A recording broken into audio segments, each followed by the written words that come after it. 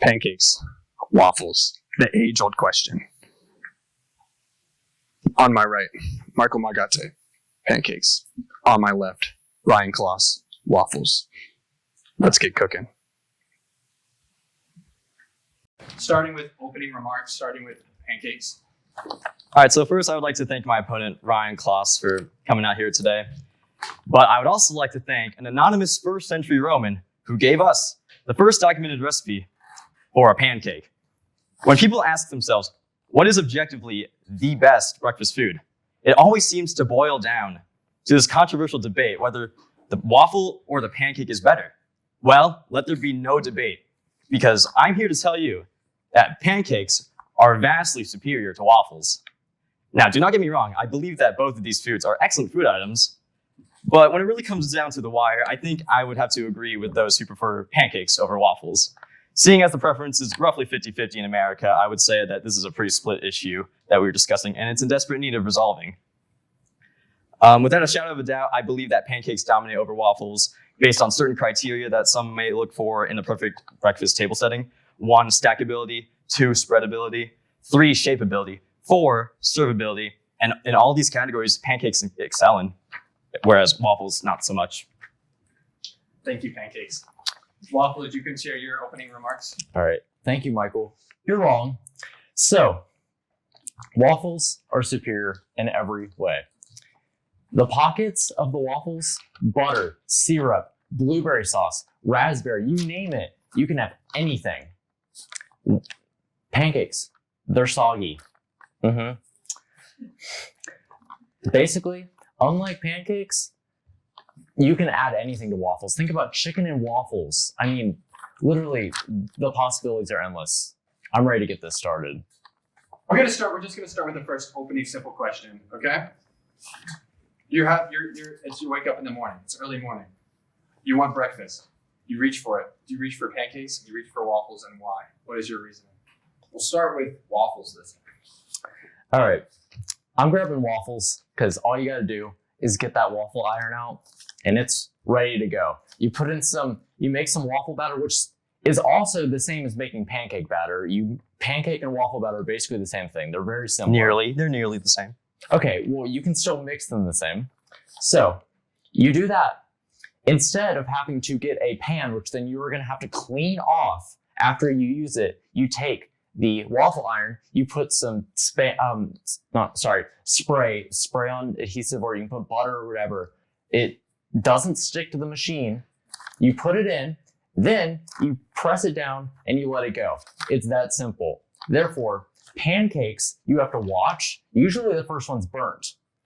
And most of the time, you can have raw pancakes if you're not, and you can't just leave it unattended. You can leave waffles unattended, which means you can go watch your favorite show, or you can go do whatever you want, but that's why waffles are better to pick up in the morning.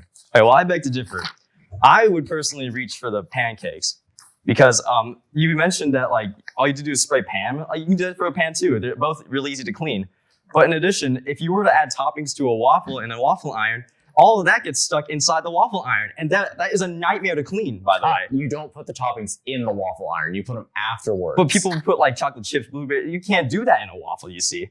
Because that's what would happen. Yeah, but you take it out right away and then you put the chocolate chips. I would also have to say that a lot of people have a morning routine in which the waffle iron takes forever to cook that waffle because waffles are meant to be crispier, which means they take a longer cooking time than the spongier, more light pancake. Do you have facts about that? And then it's a much more efficient speed at which someone is able to complete their morning routine if they were to choose the pancake over the waffle.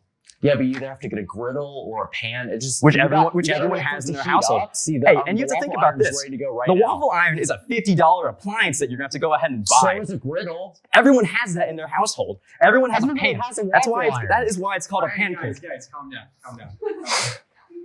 Very heated about this right now. Let's keep this civilized, guys. I think, Michael, finish your statement. Finish what you're saying. I'm done here. I want to count his other points, though. Just finish yours and let Ryan respond. All right, so Ryan, I had an issue when you said, I do agree. Waffles and fried chicken, excellent combo. Don't get me wrong. But I think best combo. Something that must be considered as well when we're thinking about breakfast food is how healthy is all that?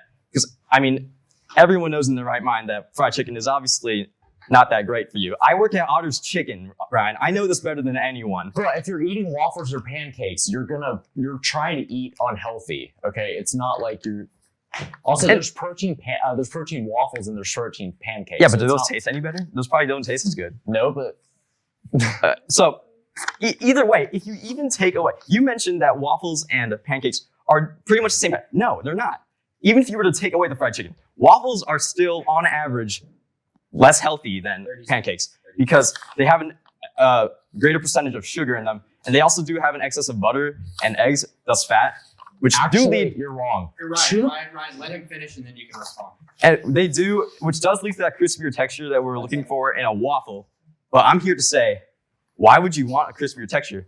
The structure of a pancake is a sponge that soaks up all of that butter and syrup. And then when you take that bite, it's a flavor explosion. Wrap it up. All right, 15 second rebuttal. All right, first of all, you're wrong about the sugar. I actually looked this up. There's 2% sugar in waffles and there's 15% sugar in pancakes. Source? You made it up? Internet. No, I did not. I actually looked it up. It's on my sheet. And also, basically, a waffle it's crispy on the outside and thin on the inside so that the syrup and butter can last longer. It's more soggy in a pancake. All right, time. All right, we're going to go to a audience question. Even without the chicken, like you said, how can you compare the two? Chicken and waffles is superiorly undefeated. Pancakes, your response? It's true, but like I said, you do need to consider the health concerns, which I think is a really big concern in America, considering that breakfast is meant to be healthy and so to start your day off the right way. But who eats healthy? Come on now. It's 2020. Hey, I mean, I know that we're young and we don't really care too much about health, but we need to think about later in our lives when our metabolism slows down and we need to start considering the healthier options. Do you want to add anything to what Mo was saying, Ryan? It is tasty, don't get me wrong. Okay, so you don't just have to have chicken and waffles. You can have berries and waffles. You can have blueberries and waffles. Which I said that if you put that in a waffle iron, that would stick to the waffle iron and make it a nightmare to clean, yes. No, you put the toppings on after. I don't think you understand that. You don't actually put the toppings in a waffle maker. You make it on top so then the butter and the syrup, they all melt. But you can do that in a pancake instead. On like a soggy pancake. It's always soggy when you put all that stuff in versus it stays warm, nice, and delicious if it stays in the little pockets that are provided on the waffle. Oh, speaking of the pockets on the waffle, I've got a really big issue with those pockets on the waffle. So I like butter. I think a lot of people can agree that they like butter on their pancakes. It doesn't really matter. So good. Butter's so good, right?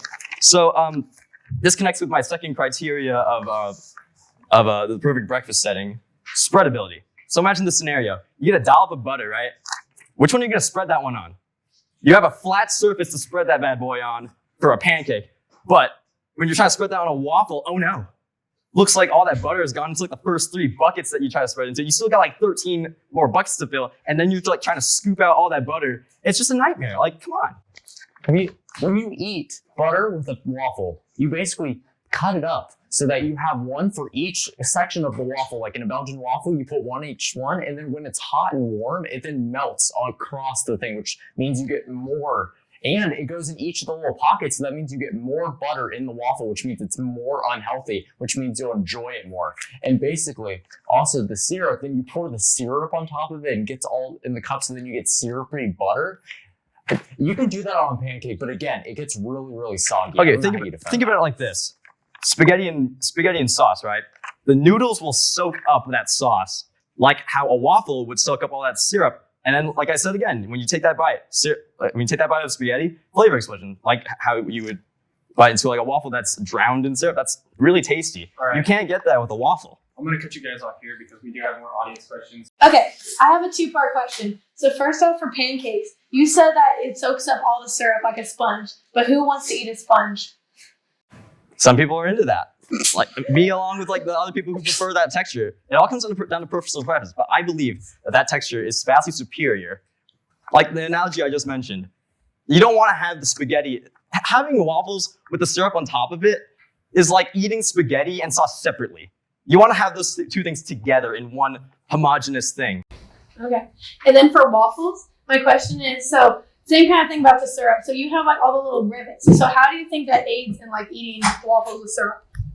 So how I personally eat a waffle is I take each corner by itself and I'll put all the butter and the syrup so that it all is there in one time. So the waffle is never soggy. You can't do that with a pancake because eventually the syrup's going to get all around the pancake. So you take a single corner, you put all the syrup and the butter on it, and then you can enjoy it more because it's crunchy and it's soft. Okay, but when does that just become drinking syrup out of edible cups? Like, that sounds... Don't forget, I'm not really the into waffle that. still soaks up some syrup, but it's not nearly as much as the pancake. You The still crispy nature prevents any of that. No?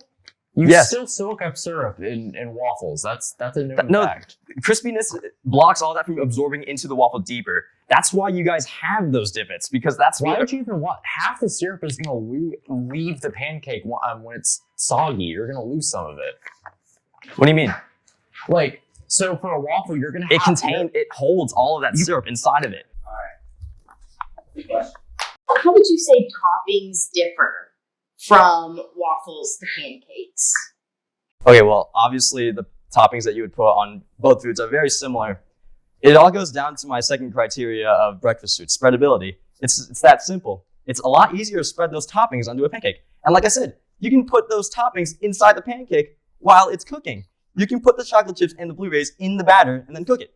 You cannot possibly do that with a waffle. Okay, so I get that you like the spreadability of a pancake, but I kind of like the crunch of chocolate chips. Like, just think about it. You get to have fresh chocolate chips on the on the waffle for a little time, so you can actually eat them like with the crunch of the chocolate chip versus like a spread. Because at that point, it's just, or like for example, blueberries. Like, I don't want my blueberries spread all over my pancake. I want like solid blueberries in the waffle in the little cups that they're used for, so you can eat the actual blueberries. I think.